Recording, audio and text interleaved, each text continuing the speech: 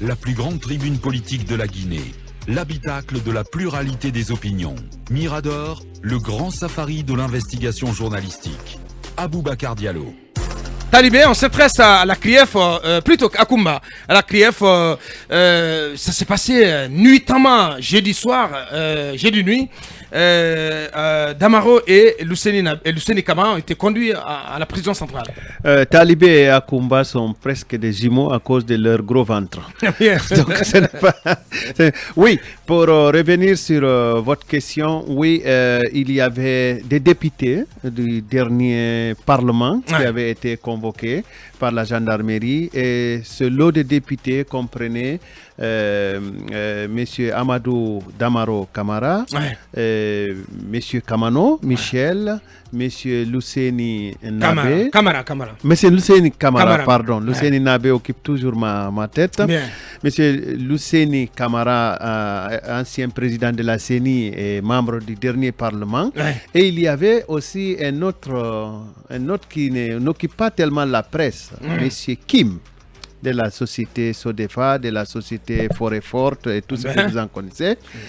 Donc, quelqu'un du secteur privé. Oui, quelqu'un du secteur privé. Alors, on apprend dans les coulisses que le secteur privé va commencer à être inquiété. Ça, par la CRIEF. Vous pouvez en être sûr. Bien. Ce qui s'est passé, c'est que M. Damaro, le dossier concernant M. Damaro avait été déféré à la CRIEF au niveau de la chambre de l'instruction. Les travaux ont commencé vers 16h, sans discontinuer jusqu'aux alentours, jusqu'aux alentours de 0h en tout cas. On peut même, et c'est à 1h du matin qu'ils ont été conduits en prison. C'est ce qui fait polémique à Kumba. Oui, je répondrai à cet aspect-là selon ce que des spécialistes m'ont confirmé. Ce qui s'est passé, c'est que les travaux ont continué parce que premièrement, selon certains de nos contacts. Vous voulez dire les auditions les travaux d'audition ont continué à la chambre de l'instruction tardivement parce que ceux qui sont mis en cause, donc les accusés, n'ont pas exprimé leur fatigue et n'ont pas demandé un repos. Deuxièmement, leurs conseils n'ont pas demandé à ce qu'on arrête les auditions, en tout cas d'après ce qu'on nous a dit. Troisièmement, on était en enquête pénale, donc selon des spécialistes du droit, les travaux pouvaient continuer jusqu'à l'aboutissement à une décision des magistrats qui sont saisis pour le dossier.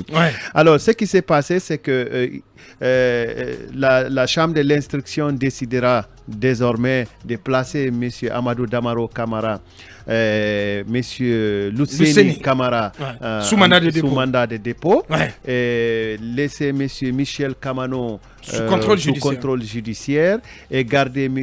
Kim en tout cas en tant que témoin et qu'il est possible à tout moment que son statut soit requalifié au fur et à mesure que les éléments qui pourraient asseoir la conviction des juges l'accableraient. Alors il s'agit d'une première affaire.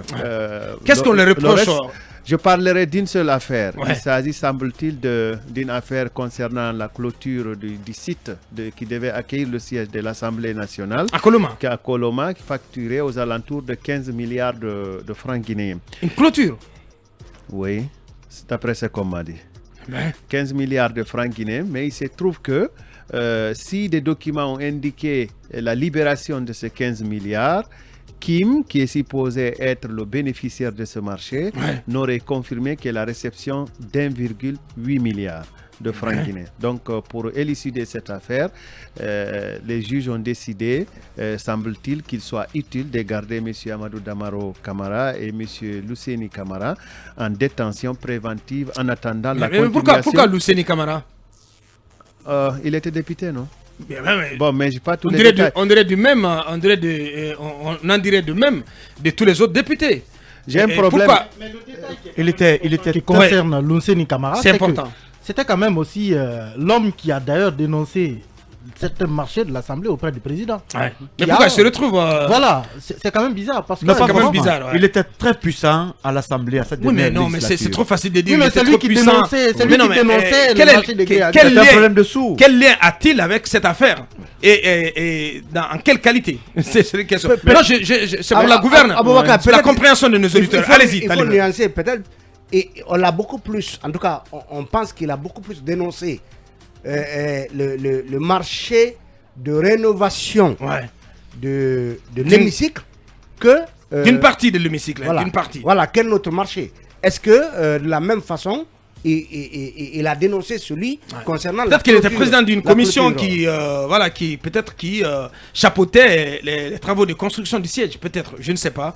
Qu'est-ce qu'on peut en dire de plus, Talibé? Ce que nous avons appris, c'est que M. Luseni Camara est défini comme étant président du comité de pilotage de ce projet-là. Effectivement. Bon, on vérifiera tout ça. Mais Aboubakar, permettez que je sois un peu avare de mots sur ce dossier parce qu'il est déjà en instruction. C'est un peu compliqué, sinon je reçois souvent des coups.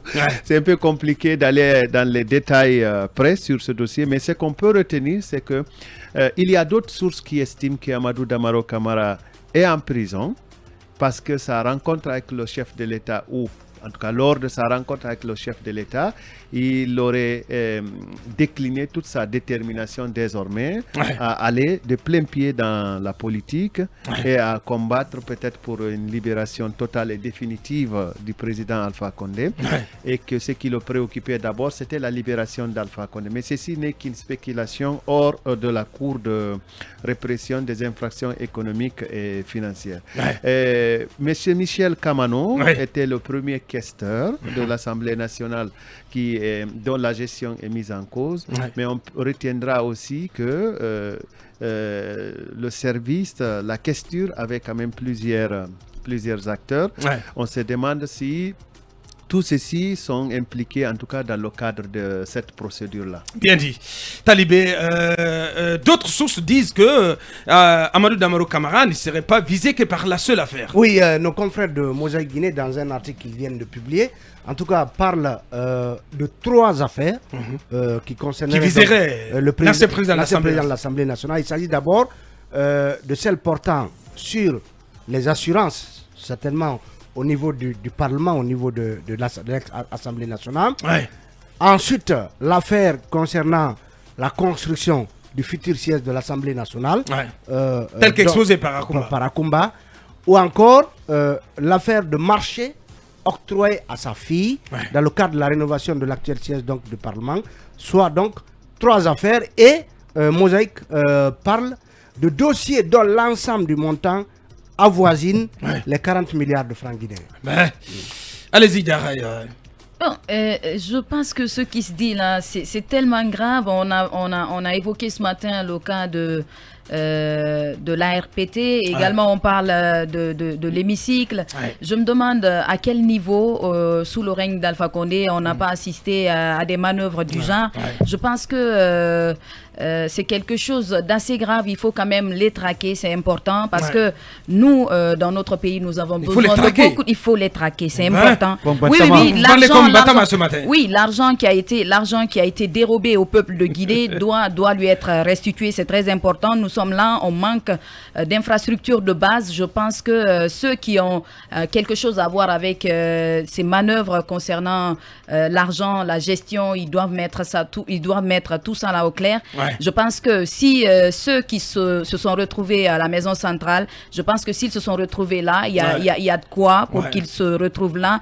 Je ne vois pas. C'est pour la bonne cause. Je ne vois pas qu'il y ait une manœuvre pour pouvoir écarter Damaro ou parce qu'il n'a pas daigné soutenir Alpha Condé. Moi, je ne vois pas les choses comme ça.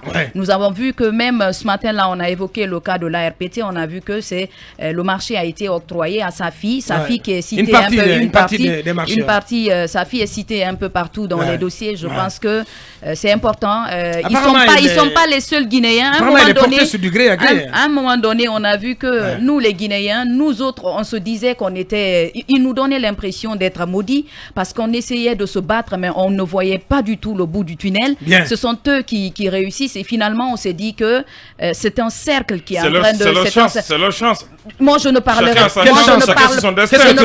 Ne soyez pas offusqués par la chance des autres. Je ne parlerai pas de chance. Si moi je construis une villa et que vous n'avez pas construit une villa, du tout, je ne suis pas offusqué parce que moi, mais comment tu as eu l'argent pour construire ta villa? Et soutiens les voleurs, Mohamed. Comment tu as eu l'argent pour construire ta villa? Si tu as un salaire de 5 millions, moi, si tu as un salaire de moins de 5 millions. Je ne parlerai pas de chance dans ce cas précis. Il n'y a pas de chance puisqu'ils essayent de dérober l'argent au peuple. Non, ils sont présumés innocents. Parce que pour eux, ils sont présumés innocents. Je n'en disconviens pas. Je pense que la justice guinéenne aura la charge de situer la responsabilité. Moi, je crois à la justice guinéenne. S'il y a un acte qui a été posé, pendant cette période transitoire que moi j'apprécie, c'est ce que la CRIEF est en train de la justice à deux vitesses. Bien, merci Daraï. Et on vient d'apprendre, en tout cas, c'est l'information que nous rapporte Ali Nabé, qui était député également de la 8e législature. Honorable Luceni Kamara était le président de la commission aménagement du territoire, énergie, hydraulique et transport, donc directement lié à la construction, au projet de construction du siège du Parlement. Allez-y, Manu. Moi, je pense qu'on est quand même dans une figure assez inquiétante parce que là, on parle de Parlement, donc de la deuxième institution de la République.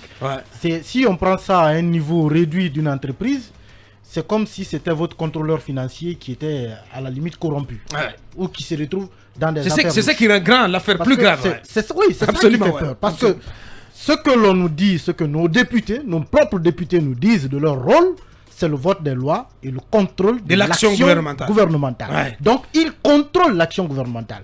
Même le budget de l'État, l'État ne peut le mettre en œuvre que quand l'Assemblée nationale lui en donne l'aval.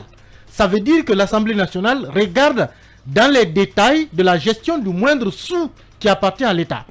Mais lorsque cette Assemblée nationale, justement, se retrouve à être elle-même impliquée dans le box des accusés, dans des affaires de détournement, c'est comme quand on a appris que l'Agence nationale de lutte contre la corruption avait été épinglée dans une affaire de corruption. Non, mais on ne sait plus où aller. On ne sait plus du tout où donner la tête. C'est extrêmement grave. Extrêmement grave. Que même, on nous parle de clôture du site qui doit abriter le siège de l'Assemblée nationale. Non, mais on parle d'une clôture qui coûte 15 milliards. 15 milliards. Mais c'est une clôture en verre ou en diamant. L'Assemblée était une passoire. C'est quand même extraordinaire. C'est quel type de clôture? Elle sera blindée ou quoi? Une clôture à 15 milliards et que la personne qui doit exécuter l'entrepreneur n'aurait reçu que 1,5 milliard. Soit 1,8 milliard. Mais où sont passés les 13 milliards de 200 millions? C'est passé où? Mais c'est extrêmement grave. Les 13 milliards et demi. Et l'autre côté, justement, quand vous regardez le chantier de rénovation d'une partie encore de l'hémicycle, où on parle de marché de gré à gré, où la fille de Damaro se retrouve impliquée. Mais lui-même, Damaro à l'époque, avait bien, il a assumé cela. Et il a même dit, ce n'est pas grave que quand sa fille est deuxième meilleure ou troisième meilleure, qu'on la prenne. Mais on parle de deuxième meilleur, troisième meilleur. Et le premier dans tout ça. Bien. Mais ce n'est pas parce que c'est votre fille, elle arrive troisième dans le classement des autres. Deuxième. Ou même deuxième parce que c'est votre fille, vous la prenez. Mais si elle n'est pas arrivée première, c'est que le premier est mieux disant qu'elle. C'est aussi simple que ça. Le code des marchés publics, il faut le respecter. Je pense qu'il faut qu'on soit sérieux. Vous accablez à tort, l'honorable. Non, mais non, attendez. Il dépelle les faits, Mohamed. Ça va, il dépelle les faits, Mohamed. Bien. Damaro l'avait dit, quand ce scandale, c'est pas aujourd'hui qu'on a. Mohamed, on se rappelle bien qu'à l'époque des faits, Manu, mais ça avait fait grand bruit du côté de l'Assemblée nationale. Les députés étaient montés au créneau pour dénoncer les conditions dans lesquelles ces marchés ont été attribués. Damaro l'avait assumé lui-même. Il avait assumé cela. Mais ce n'est pas parce que c'est votre fille. Elle arrive troisième meilleure, vous lui donnez un marché qui coûte des milliards. Et après, c'est juste une façon d'ouvrir, de percer un trou dans les caisses de l'Assemblée nationale et puis de l'argent sort de Merci, monsieur le procureur Ali Touré dans ce studio. Merci, monsieur le procureur Ali Touré. Allez-y, le procureur très spécial. Je parle de merci, monsieur le juge d'instruction. Merci, monsieur le juge d'instruction. Je n'ai pas besoin d'être juge d'instruction. Merci, monsieur le greffier. Avec respect. On attend ta grosse. Merci, allez-y, Mohamed. Je veux dire dans ce studio, et je le répète, que les mandats de dépôt sont préfabriqués à la CREF. Ouh là là, Mohamed, c'est trop facile de dire cela. Je vous dis, les faits me donnent raison. À la CREF, c'est devenu une rotation. Tant que vous avez servi le professeur Alpha Koné, vous avez été membre du gouvernement, vous passerez à la maison centrale. C'est une rotation qu'ils s'apprêtent moralement à la maison centrale. C'est justifié. Donc Thibaut est à la maison centrale. Ça viendra. Michel Kamano est à la maison centrale. Je vous dis que ça viendra. Non, ça viendra. Donc c'est toi qui leur Bantama est à la maison centrale. C'est toi qui leur souhaite finalement d'aller à la maison centrale. Je ne le souhaite pas, mais c'est déjà préétabli. C'est déjà préétabli. Les prochaines cibles, il faut le dire ici, c'est Thibaut et Bantama. On prépare déjà leur arrivée à la maison centrale. Moi, j'ai envie de dire que cette crève, moi, ne m'inspire pas confiance. Bien. Elle m'inspire c'est tout à fait ton droit. Le cas d'Amaro. Elle t'inspire plutôt. On va laisser. Le cas d'Amaro. Permettez qu'il s'exprime. Un monsieur qui a été arrêté devant sa famille, ses enfants, à 1h40 du matin, sous les yeux médusés de sa famille. Arrêté quand? À la crêpe, conduit à la maison centrale. Ben, conduit. Ils ont été conduits à la maison centrale devant sa famille médusée. Ses enfants étaient en pleurs quasiment à 1h40. Parce qu'ils ont attendu de 12h jusqu'à 1h dans la salle d'attente. Et ils ont vu leur papa sortir. C'était pitoyable. Aucune règle, aucun code de procédure pénale nous a dit qu'on peut continuer une audition jusqu'à 1h du matin. Aucun. Mais les juristes se testent là-dessus aujourd'hui. Les avocats se testent là-dessus. Je ne sais pas si ça plaît à un certain cas. Damaro était un habitué de la prison. Après le fameux Koudiara, il a fait 3 ans. On le ramène encore. Mais ce n'est pas la personne, le nom d'Amaro qu'on voit. C'est l'institution qui l'incarnait. Il était la deuxième personnalité du pays. On le met en prison. Dr Kassori Fofana, qui était Premier ministre, on le met en prison. Moi j'ai envie de dire simplement. Et Mohamed Diané qui était le petit président. Mohamed Diané qui était. Le petit président. Pas le petit président, qui était l'homme fidèle président. J'ai envie de dire seulement qu'on les ramasse tous ceux qui ont géré avec Alpha, qu'on les envoie à la maison centrale. C'est aussi simple. Au lieu qu'on commence à fabriquer des plaintes, regarde, les chefs d'accusation sont les mêmes.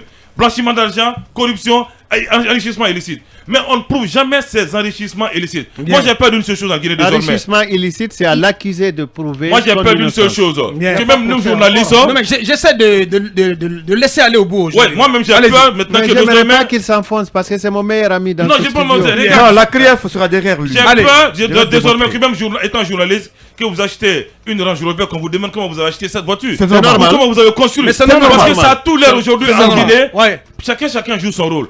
Mais ce que je demande à ces 4 du RPG qui sont aujourd'hui en prison, que c'est leur destin. Damaro a été conduit en prison le jour de l'Aral Khad, le jour de la nuit du destin. Donc c'est son destin. C'est son destin. C'est son destin qui s'accomplit. Mais aujourd'hui, c'est tout un acharnement qui ne dit pas son nom. Merci Mohamed. Parce que tous ceux qui sont partis et tous ceux qui aujourd'hui qui aspirent à une position en Guinée, bien, il faut les abattre. Moi je crois à une seule chose, le CNRD à son candidat, à son homme potentiel. Il faut abattre toutes ces personnes. Ça viendra. Il faut abattre tous ces ténors. Et ça tous les héros.